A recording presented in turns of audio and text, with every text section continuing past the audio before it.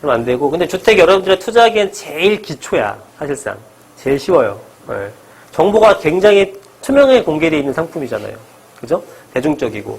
주택을 하는데 주택 중에서 이제 아파트가 있을 것이고, 그 다음에 뭐 재개발 같은 것도 있을 것이고, 재건축 같은 것도 있을 것이고, 재건축, 그 다음에 빌라, 재개발, 그 다음에 아파트 쪽에서는 뭐 이제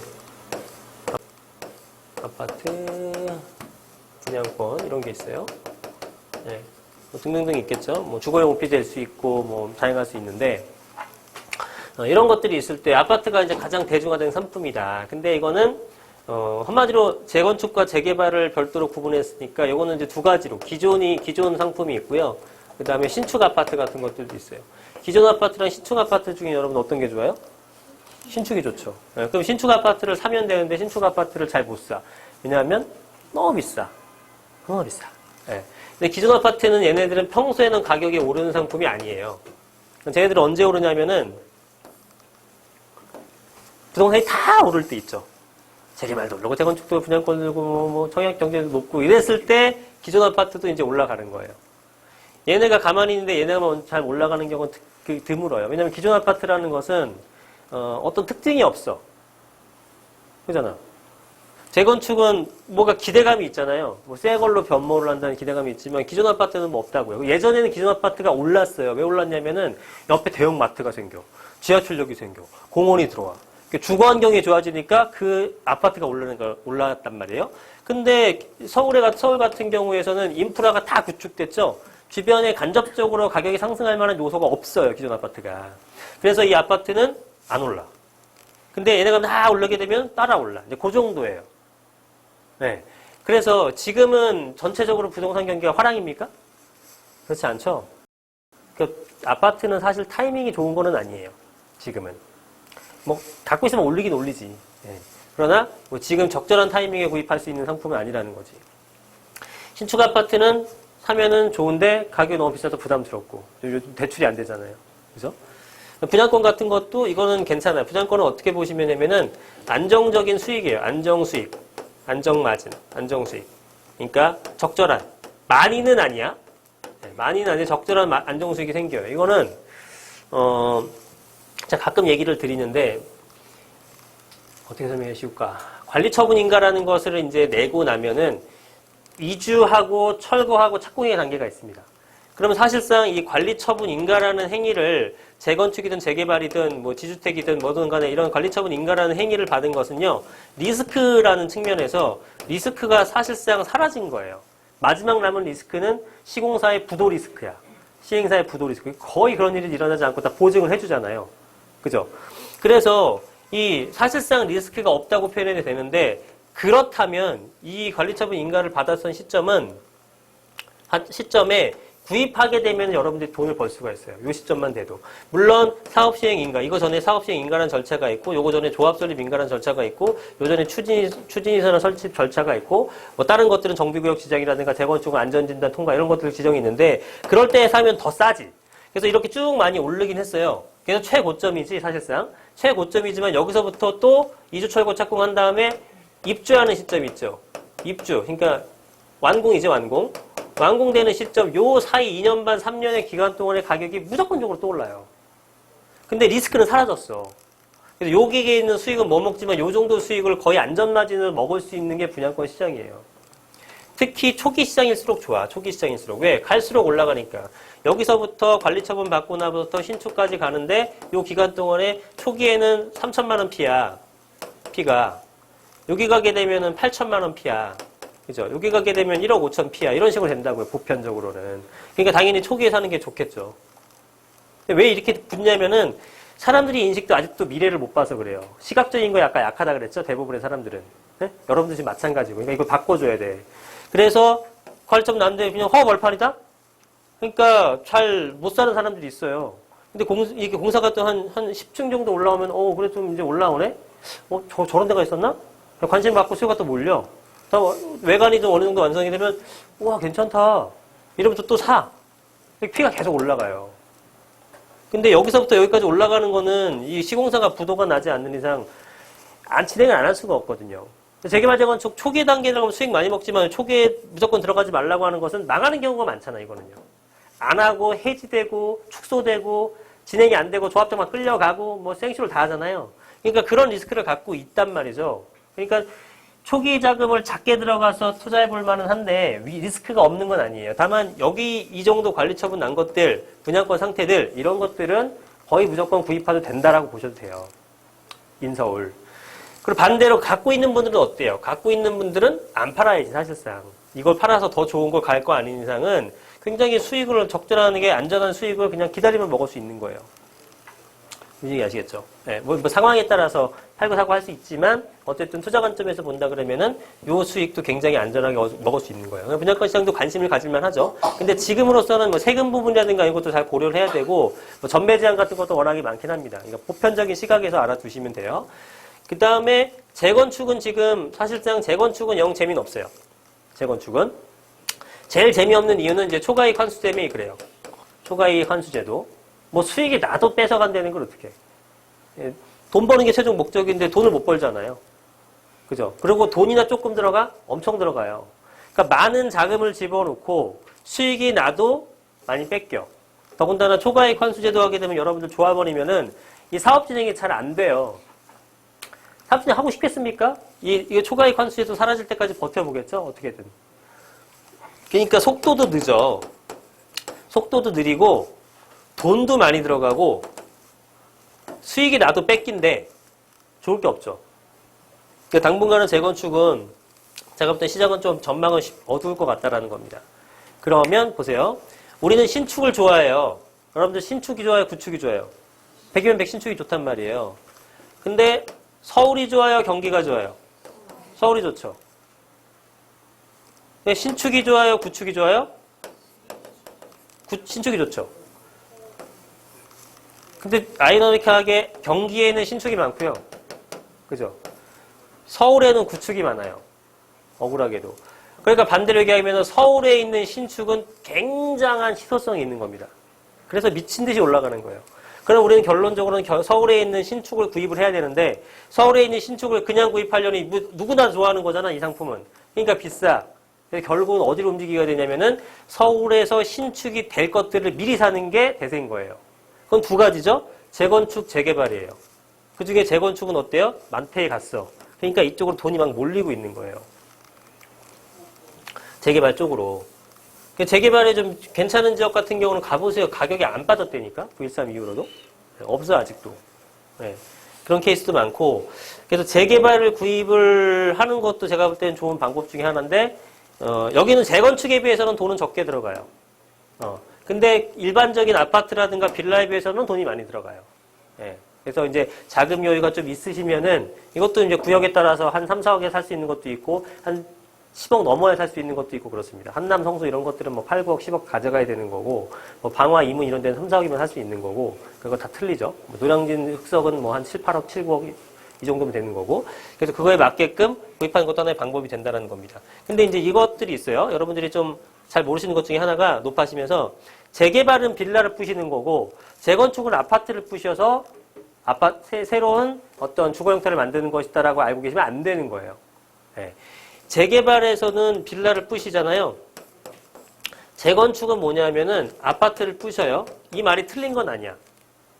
그리고 재개발에서 아파트를 부셔서 재개발이 되는 게 있느냐? 있을까 없을까요? 있어요. 재건축, 빌라를 부셔서 재건축하는 게 있어요 없어요? 있어요. 네. 그게 뭐냐면은 재개발 구역 내에 들어가 있는 아파트 있죠. 얘네들은 재개발 방식으로 가는 거예요. 초과이익 환수 제도를 안 받죠. 되게 좋은 거야. 좋지. 일단 관리가 편하잖아요. 재개발에서 귀찮은 건 뭐냐면 빌라, 오래된 구축 빌라 사야 되니까 보일러가 터졌네요. 뭐 곰팡이가 쓸었네. 이런 게 되게 귀찮은 게 많거든요. 네. 그런데 아파트 같은 건 그래도 나름대로 관리를 되니까 편한 게 있죠. 그래서 아파트라고 다 재건축이 아니라 구역 내인 재개발은 재개발 방식으로 가는 거예요. 네. 그리고 재건축에서는 빌라, 예를 들어 방배동 같은 게 그런 게 많아요. 방배동 같은 거는 재개발이 아니고요. 재건축구역이라고 써 있습니다. 그래서 보통 보이시는 제일 쉽게 보이는 게 단독주택 재건축구역, 방배 5 재건축구역, 방배 13 재건축구역 이런 식이에요. 그래서 걔네들은 빌라나 단독주택 부시고 하는 거지만 초과이익 환수 제도를 영향을 받는다 안 받는다? 받는다예요, 얘네들은. 그죠? 그러면 이런 것들은 좀 깊이가 되겠죠. 네, 시장을 조사해보진 않았는데 분명히 가격기 때는 이런 데서는 별로 사람들이 안 붙을 수 있을 거란 얘기예요. 여러분들이 이 내용을 많이 안다면. 모르고 사는 사람도 있겠지만. 그래서 재건축과 재개발을 나누는 기준은 아파트냐 빌라냐 이게 아니고요. 재건축에 대해서 기반시설이 양호한가 안 양호한가예요. 기반시설이 양호한 게가 재건축이에요, 재개발이에요. 재건축은 기반시설이 양호한 거고요. 기반시설이 열악한 거는 재개발로 가는 겁니다. 그래서 양호한 거는 주로 강남일까요? 비강남일까요? 강남인 거고 열악한 거는 비강남권이라든가 강북권이 많다라는 거예요. 방배동 같은 거는 강남권이잖아. 되게 양호하니까 대부분 단독주택 재건축구역으로 지정되어 있는 거예요. 그래서 요거를 파악하면서 보시면 된다라는 거예요. 그 다음에 작은 금액으로 할 수 있는 것들은 사실은 선택의 여지는 없어요. 빌라를 하셔야 돼요. 빌라가 가격이 올라가는 것들은 이런 거예요. 지금 아파트 가격 많이 올랐고 정비구역 가격도 많이 올랐는데 제일 많이 오른 건 뭐냐면요. 서울에서 제일 많이 오른 것은 땅값입니다. 땅값. 땅 갖고 있는 사람들이 완전 부자가 됐어요. 네. 얼마 정도 수준이었냐면은 시작할 때는 1,600에서 한 2,000만 원 수준이었어요. 네. 지금은 3,000에서 한 4,500 정도까지도 가죠. 그러니까 3종 주거지 대충 이 정도 기준 했을 때. 네. 그래서 거의 더블 이상 뛰었어요. 그러면 100평짜리 땅을 갖고 있었다 그러면은 20억 정도 하던 것이 지금은 40억, 45억 이렇게 한다고요. 아파트는 비교도 안 되죠. 여러분들이 잘 모르시겠지만. 예. 그래서 뭐 나대지를 갖고 있는 게 아니라 대부분 큰 땅 갖고 있는 거 뭐겠습니까? 80평, 100평 갖고 있는 것들. 예, 단독이 많죠. 그래서 단독을 어떻게 해요? 건축업자들이 다 사들여갖고 빌라 짓잖아요. 그래서 이거를 다 단독에 대한 비율 자체가 15% 내외였다가 지금 10% 밑으로 떨어졌어요. 어마어마하게 뿌시고, 이거 뭐 왜냐면 집을 지으려면 단독밖에 없잖아. 나대지는 없잖아, 서울에. 그죠? 그래서 지금 남아있는 단독주택 가격이 앞으로 오를까요, 안 오를까요? 당연히 오르지. 더 희소해졌잖아. 근데 단독주택으로서의 가치가 좋아서 올라간 게 아니라 그 땅이 탐나는 거죠. 그죠? 예. 지금은 잠깐 주춤하죠. 왜? 말씀드렸잖아. 아까 지금 빌라는 잘 지어 안 져요. 또 잘 안 짓는단 말이야. 우후죽순 짓다가. 그죠? 왜냐면 지금은 아파트 거래량이 없으니까 또 잠깐 멈춰 있는 거란 말이죠. 그러면 단독주택은 또 가격이 멈춰 있어요. 현재는. 그러다가 다시 또 불 붙을 때 또 올라가겠지. 그래서 이런 것도 사두시는 것도 나쁘지 않아요. 좋은 위치에. 근데 돈이 좀 많이 들어가니까 대출이 안 된 상태에서 이거는 좀 사기 힘들겠죠. 자, 어쨌든 땅값이 올라간다는 게 중요한 거죠. 땅 가격이 상승한다.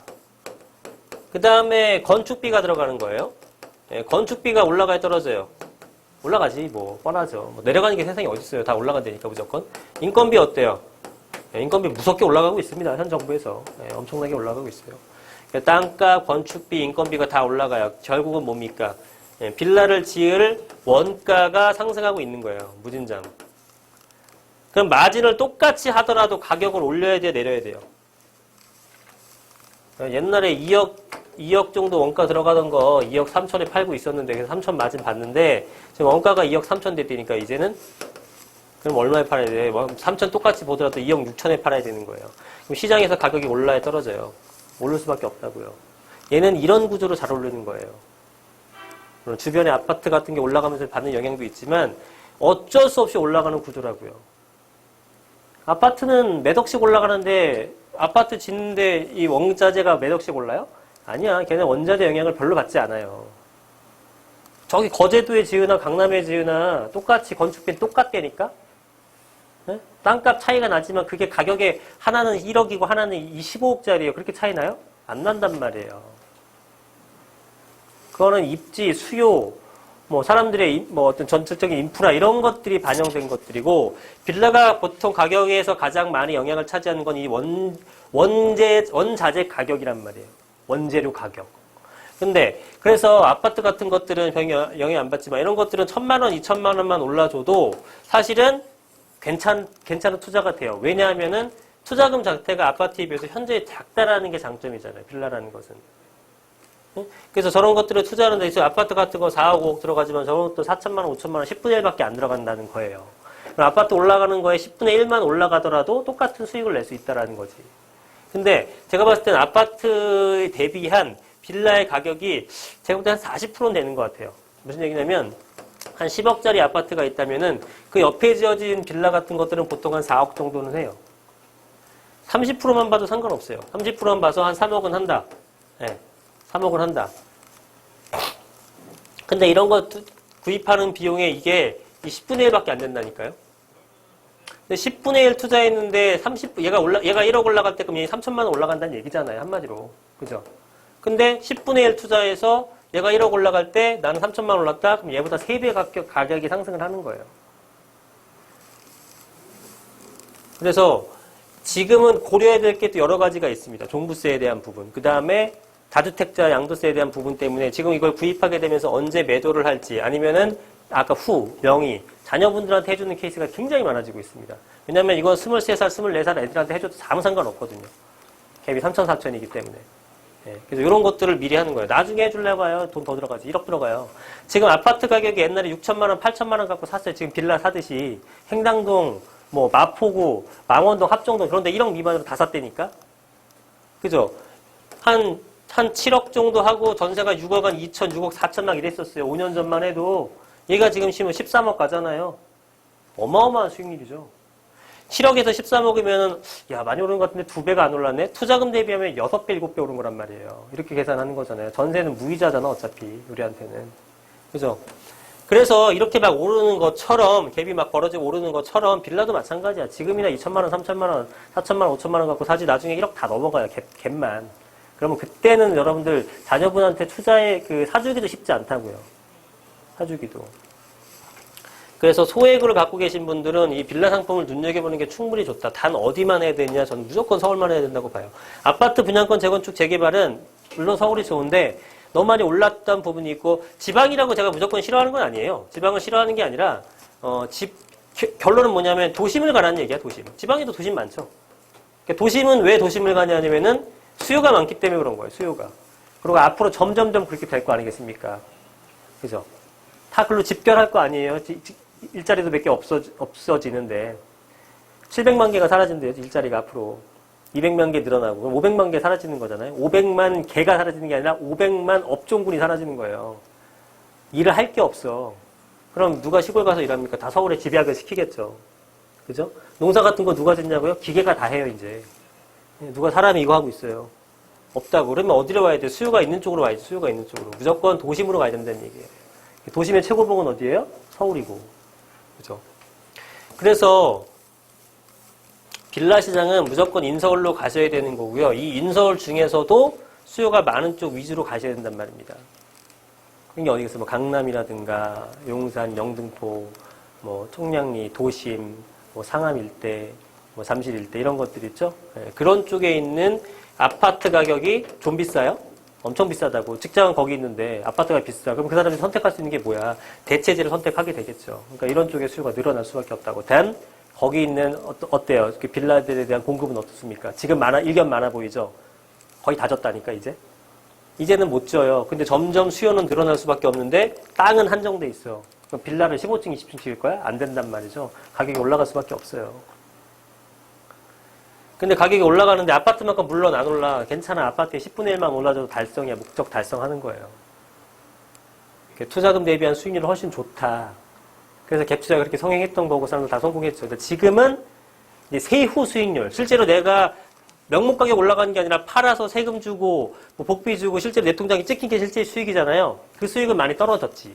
왜냐면 종부세도 내야 되고 이제는 양도세도 과세도 해야 될 것이고 뭐 이런 부분들 때문에 옛날에는 100채가 있더니 상관없었어요. 종부세 하나도 안 냈고 양도세 하나도 안 냈단 말이에요.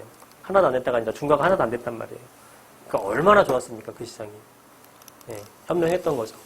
하지만 그럼에도 불구하고 지금 시장에서 이런 소액 투자는 그때보다 수익률이 떨어졌을 뿐 현재도 뭐 현금을 쥐고 있다거나 다른 상품 사는 것보다는 훨씬 더 매력적이라는 거죠. 그래서 여러분들 이제 그런 식으로 투자를 하시면 될 것 같다라는 생각이 듭니다. 그래서 뭐 어떻게 투자할지 이렇게 보시면 되고 아까 뭐 더 시간이 없어서 더 못할 거는 같은데요. 명의 같은 것도 잘 이제 고려를 하시면 돼요. 네. 지금 조금만 비싼 거 사주면은 조사 대상이 됩니다. 지금 현재는 솔직히. 예, 근데 작은 금액들까지는 여러분들 조사가 안 돼요.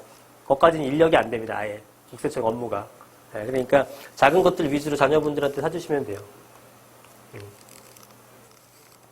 여기 100억짜리 애가 있어요. 여기 10억짜리 애가 있어. 얘는 의심이 아주 강하게 들어. 얘는 그 탈세를 하는 분위기로 막 되고 있어요. 얘는 별 조사가 지금 별 나온 게 없어. 조사 어디 한다? 얘를 한다. 그래도. 왜냐하면 털면은 애지간하면 나오거든. 무조건. 의심이 있건 없건. 근데 이거 털어봤자 1억 벌어요. 국세청도. 얘 털면 10억 벌어. 어딜 털어? 여기 털지. 여러분한테 안 간다니까? 그러니까 걱정하지 말고 사주셔도 돼.